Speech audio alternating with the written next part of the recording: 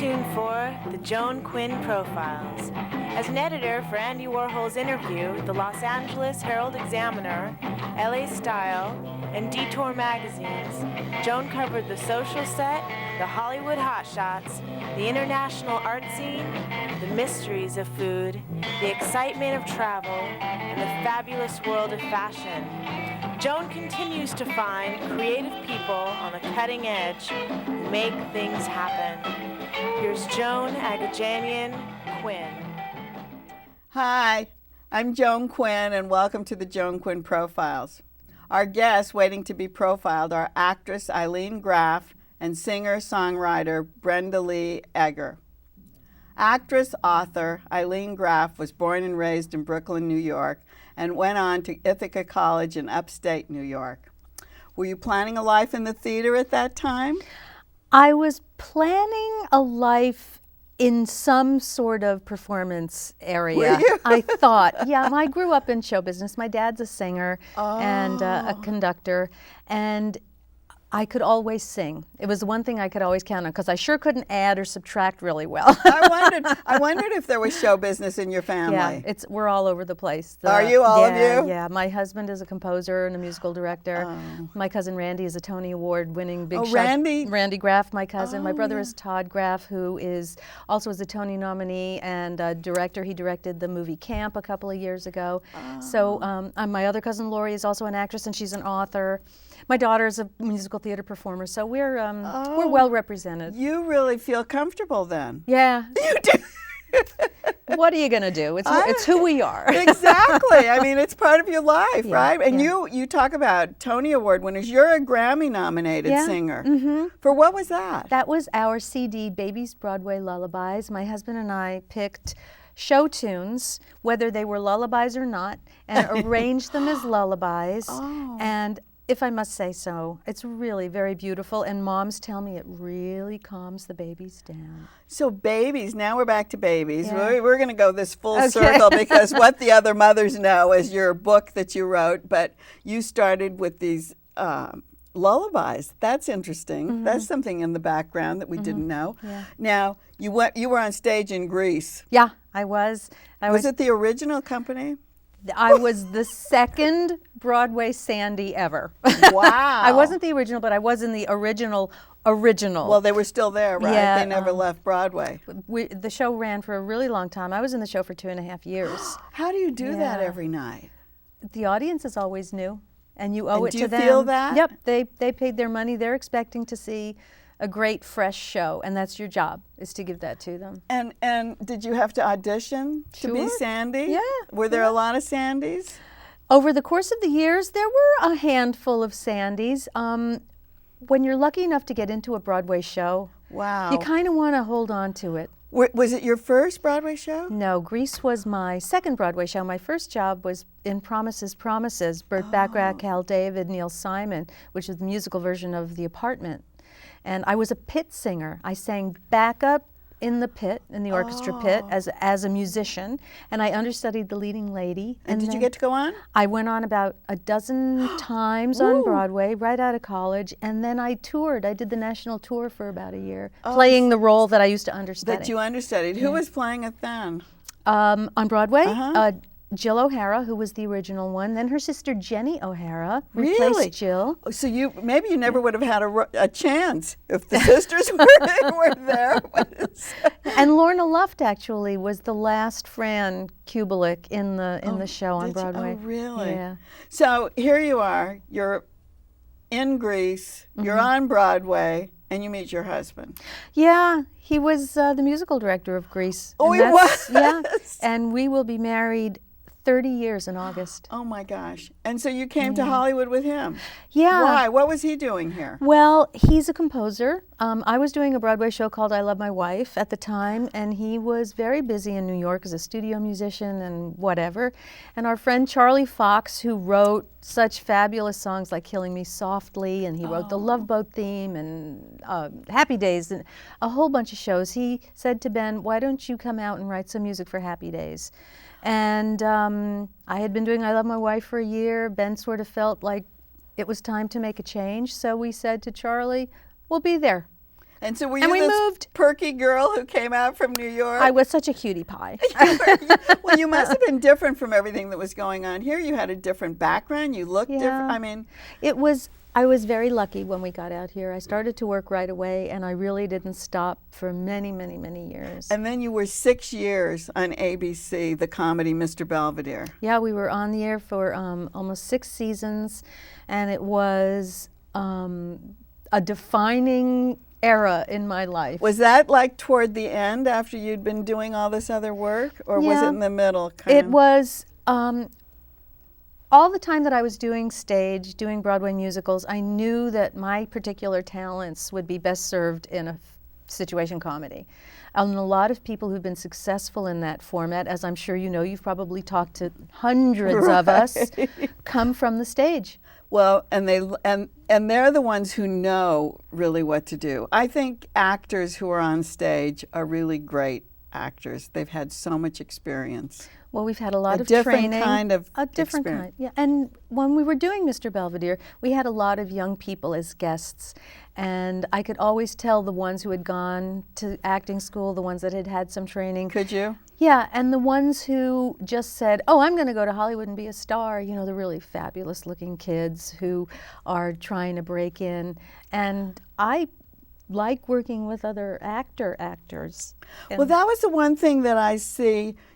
You get somebody on here who's on the show who's an actor, and they've gone to Yale, and they've gone to, Right, you know, They've gone to they've conservatory. gone to conservatories, Yeah, or they've gone to yeah. colleges that specialize and have acting schools, Yeah. theater schools. Yeah, And you it's wonder, true. they keep saying, well, why should we spend 4 years wasting our time in a school when we could be on the stage or in a play, in the actually movies? doing the work. Yeah. Well, you know, I work with young people a lot, and my daughter is just graduated from the Boston Conservatory as a musical theater major, and so through the years we've had the opportunity to deal with a lot of young artists, and they say, "What should I do? Should I go to school? Should I go right to, you know, should I get an agent?" And I think that most young people at 17 or 18 years old don't have the maturity to handle a career yet.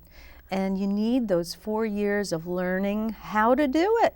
Maybe that's it. Maybe you're growing up a little bit too. Sometimes you Yeah. think that the time is wasted, No. time is passing you by, but not really. I don't think so. You know, the big world doesn't know that you've spent the 4 years in school. They know that there's a new kid in town. They don't really know I what the see. background is until you go into that audition and they hand you your sides, and you know what to do with it. That's You true. know, you understand tempos, you understand the beats of a scene, you understand vocal inflection, you understand intent, and you basically learn that stuff in class. school. Yeah.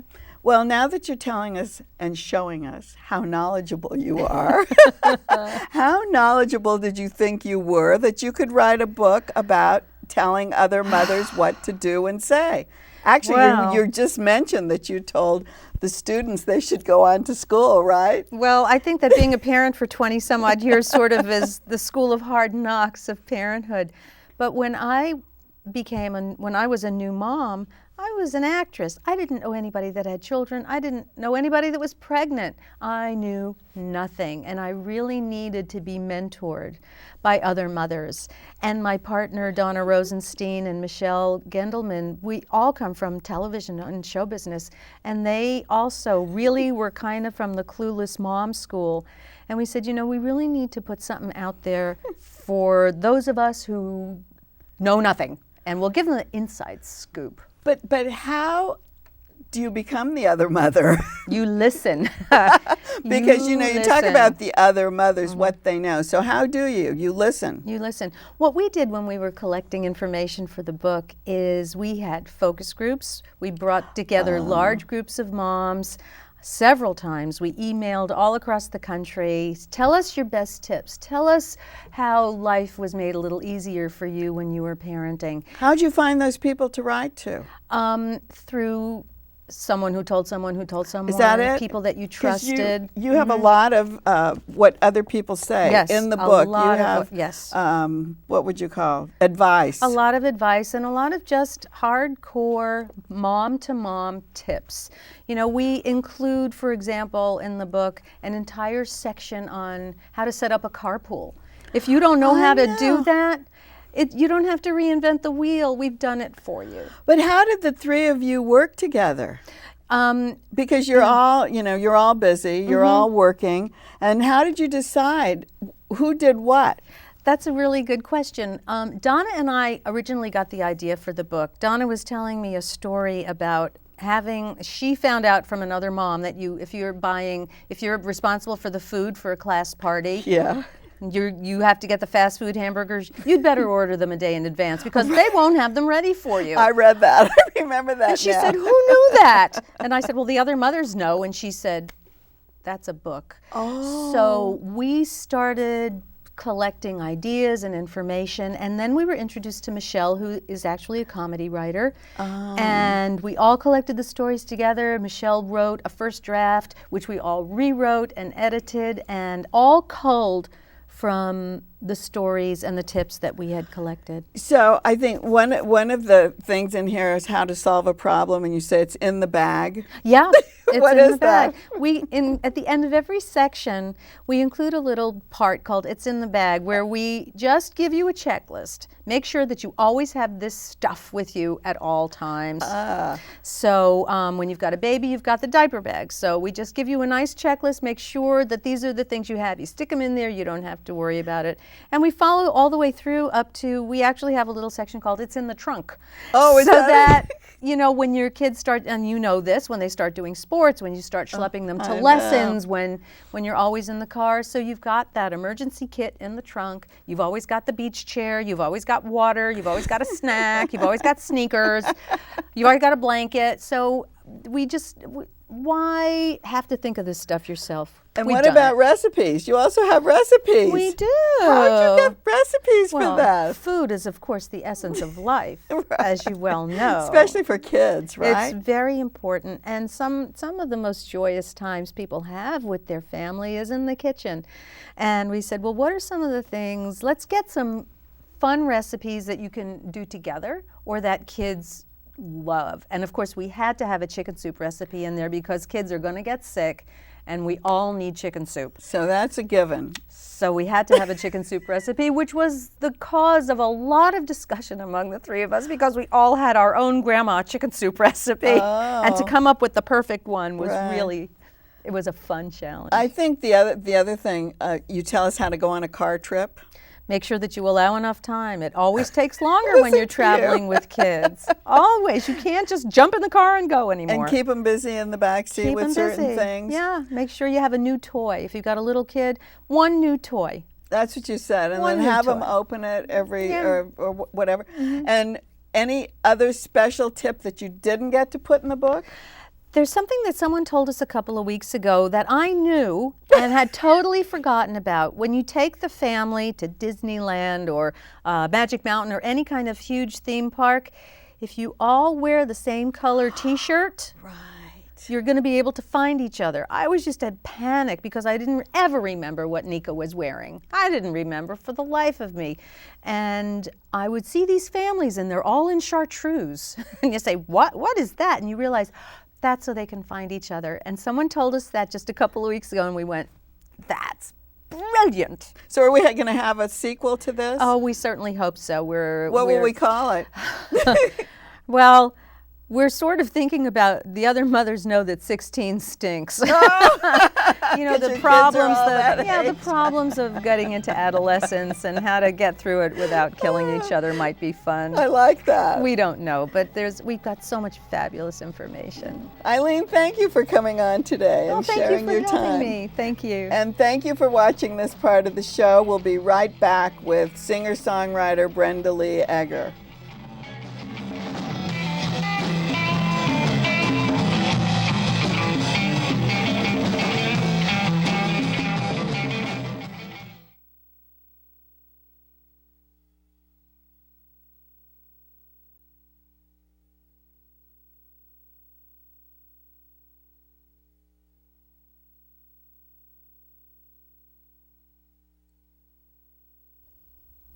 Hi, I'm Joan Quinn, and welcome back to the Joan Quinn Profiles. Singer-songwriter Brenda Lee Agar has been totally influenced by her upbringing in Alabama and Chicago. She started writing melodies in the 5th grade to poems that she'd written in the 3rd grade. What was that all about, Brenda Lee? You know, I don't know. I really don't know how it started. I listened to music from a baby up. I told my mother what I was going to do with my life when I was 3. So by the time I got to 3rd grade, poems just came. And I had sense enough to write them down. What were they about? Anything. Anything. The dog and the cat sat by the door. I mean, just children's stuff. Yeah. But of course, as I got older, the subject matter changed from that to, love songs. But were you playing, did you play an instrument? Not at that time. No, not at that time. So how were you writing the melodies? Melodies came later because singing in the church. By the 5th grade. Yeah, right. I sang in the church from the time I was 3. So by the 5th grade, the melody started coming along with the lyric. And then the rest is history because I knew I was a writer. The words just came. So that's what it was. So you weren't worried about playing an instrument? Not at that time. I longed for a piano. And you didn't have one? Well, I lived in the country. And all I had was a sack to pick cotton, gathering corn, shucking corn, sending it to the mill to make cornmeal, pulling watermelons, grazing grapes. I mean, the whole farm thing. It sounds like a life story. It is. Did you did a musical? I did you do that? I did a musical, and it's called Live Your Dreams, and it's all about how I grew up in the South. And but that must have been so fabulous. I mean, maybe it wasn't so great when you were living it. It wasn't when I was living it. But now, do you know, I've been asked just to tell my story. Yes. And make a lot of money at telling my story to high school kids who just go into schools and talk about my life and my history, because a lot of our kids can't relate to the history. As a matter of fact, I spoke in a school not too long ago, and I told them about picking cotton and pulling peaches, and one kid said, "Miss Agar, were you a slave?" I know, because you don't know the difference, do you? And they've never experienced it. They've never experienced that. Milking cows, and I told them about the clothes on their back and how the cotton is picked and taken to a gin and woven into cloth, and it comes back cloth. So does the play? Have you actually written this play? Oh yeah, we've written it. We put it up. We've sold out every time without advertising. Oh, you have put it up? Uh-huh. Oh, it has. Have you been in it? Yes, I'm in it. And you play yourself from? I don't. There's another wonderful young girl that plays me. I'm going to be playing my mother. Oh, you're playing your mother's now role. Mm-hmm. What about music school? Did you ever go to music school then? The music school of life. That's probably where I went, honey, because my dad wanted me to get it. My dad said, "You don't need to go to music school. Get yourself a trade. You'll never make a living singing." I think so many people said that. And so didn't we've they? always got. And what happens is, your parents' fear becomes your fear. So you did. Yeah, and but I didn't let it stop me. It made me more determined to do what I came on the planet to do. Oh my gosh. You sing, obviously, I'm because a you've writer and influenced a lot of Yeah, people. You're yeah. What kind of singer did you say? I'm an all-around soul singer, and when I say that, I don't mean just black music. I mean it's from my soul. That's where I sing from my soul. Is that your style? So yes, my show consists of jazz, blues, rhythm and blues, and gospel. So when you come to see, my show is 2 hours long, but you never get bored because you're going from one idiom to another one, and at the end is the gospel that just brings it all together. But so you wrote the melodies too. You wrote the. I write melodies and lyrics, the whole songs, but I work with some wonderful collaborators too. So did you write for people like Smokey Robinson and Oh, Ray Jesus. Charles and? I never wrote for Smokey. I was influenced by Smokey. Ah. I was influenced by such wonderful writers as Smokey Robinson, Jules Stein, Rogers and Hart, Harold Arlen. Oh, I see. You're going the whole gamut. I learned writing from the whole gamut. I see. Curtis Mayfield, Burt Bacharach and Hal David. I just studied the greatest songwriters because that's what I knew I had to do. I studied the charts, and I would never write a song that was under the top 10. Is that I would right? compare my song to the first 10, because if they weren't that good, then I would never go below that. And then what would you do? That was my criteria. You'd write your song, and then would they pick it? How would they pick it up? Who would pick it up? I would peddle them to get. I didn't have Tin Pan Alley. I didn't come up in that era, but I would pound the pavement.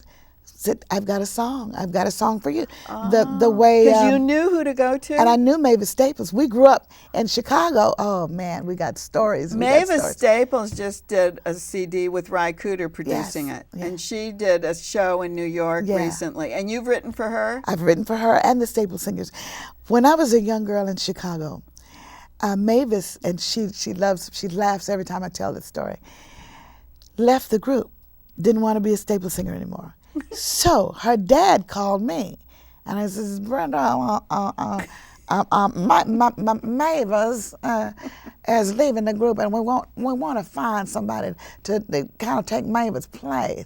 You think you want to come and join? So I became a Staples singer for 3 months. You did? You went to sing with I them? learned the material and everything. And at the end of the 3 months, Mavis came back and said, Montana, that's what she calls me. Montana, you're not taking my job. So I just wasn't meant to do that. Taking but your we're still very close. So when someone sings your song, like if Mavis sang your song, or Smokey didn't, Tina Marie, Bobby Womack, Aretha just recorded one of my songs. Do you go into the studio with them? No. You just give them the song and that's it? Yeah. Because I demo it. I make a great demo. With your voice? With my voice. And I put all the surrounding music, the arrangements and everything, and give it to their producer or them. And so it's gone. Yeah. When you've written it, it's gone. Yeah, it goes to them. Of course, I get paid for it. I own the publishing. Yeah. I own my own publishing, so. But that's how that's done. You Yeah. don't go in there to watch over it. Yeah. You sang with Ray Charles. Yes, Billy Osborne and I wrote a song, and Ray brought me in and recorded it. So you did go to the studio, but, with somebody him. else Now, wrote it. I've worked many times. I co-wrote it with Billy Osborne. Oh, you wrote it with him? Yeah, and I've been in the studio with Mr. Charles a lot when it's just him and me. Uh-huh. And he worked, I talk as though he's still here, but he works those controls. Oh, he works the controls? Oh, yes. There's nobody in the studio but him and me. And when the engineer is off, he okay, let's just do that. We don't need him. We don't need him. And he will just work everything in that studio. Oh my It was gosh. amazing to watch him. Oh, what a treat. Yeah. So how did you keep your purity and not have this commercialism about your work? Because wouldn't you say you have a different attitude toward your work? I've just believed in remaining true to myself and what I'm here to do on the planet. And I think as long as I can do that, I just have to be me. I'm like Sammy Davis Jr. I've got to be me, whatever that is. And hopefully it's bringing the love through my voice. Because I just want to be open to be that vessel of love and laughter and joy. And many people say you have a unique style or a unique voice. And how did you get that? What is it? How do you describe it? Well, I was influenced by 6 women, how was favorite that? singers, because the first time I heard Mahalia Jackson, I wanted to be like her. I wanted to sing like her. And then there comes Sarah Vaughan, and I told my mother, I have to sing like her. Oh, I see. So a lot of people, when I'm doing jazz, they can hear a little Sarah in there. I see. Just the way she colored the notes and the way she phrased the notes and went in and out of octaves, like I always say, it's like water running. Love, when you do that kind of stuff in there. Then Aretha Franklin and Gladys Knight and Mavis Staples. So there you are. So those are my girls, and Dinah Washington. Those are my wow. 6 girls, and I constantly listen to them. You are working with Carol Wells on a show at Hollywood High. It's the 100th anniversary. My dear friend. Did you go to Hollywood High? No, I'm from Alabama, so I wondered how that came about. I met Carol and we just became wonderful friends. I coach her in vocal because I'm a vocal coach too. And she's producing and it. she's the producer of this show, and she thought it would be a good idea. And I said, anytime she wants me to come and sing, I'm there. So you're helping her with the show for Hollywood High's 100th anniversary. And I'm so excited about that. What are you going to do? I'm going to sing 2 songs. I'm going to sing The Man I Love. Ooh. Like someday he'll come along. Is he coming? Somewhere, sometime. And then I'm going to sing On a Clear Day, because on a clear day, you can see forever.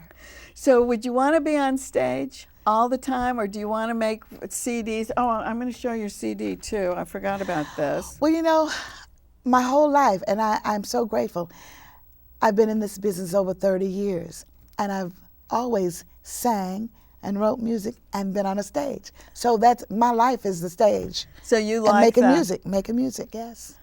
And what about being, say, like on the Broadway stage in a play? Oh, I look forward to that. Oh, you do? Oh, I look forward. My play is going to go to Broadway. Ooh, Oh, wow. yes. Oh, yes. Yeah, it will. So I want to thank you for being with us. And do you have one last Ray Charles story? I love Ray Charles. I must have a Ray. Oh, yes. Yes, I have a Ray Charles story. He calls me up one day, and he says, Brenda, they're making a movie of my life. Oh, right. And he said, you got to see Jamie Foxx. He says, it's amazing. The boy's amazing. And he says, and there's a part in here, in the singing, that I was saying to myself, there's only one person, no, 2 people, that I'd want to do this. And he said, one of them's dead. He was speaking of Margie Hendricks, the other one. And he said, and you're the other one. Can you go in and sing this on the movie? So I got to do some of the music on the movie. Oh, that's so great. I love it. And thank you so much. Oh, thank you. It's been my pleasure. I'm so happy to have had you here today. And thank you for watching the Joan Quinn Profiles. Keep writing to 777 South Figueroa, 44th floor, Los Angeles, 90017. Bye.